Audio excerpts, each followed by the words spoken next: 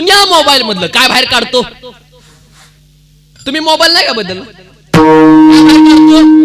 हा, SIM card बाहेर काढतो आणि ते सिम कार्ड कुठं टाकतो? वाड्याला टाकतो ना.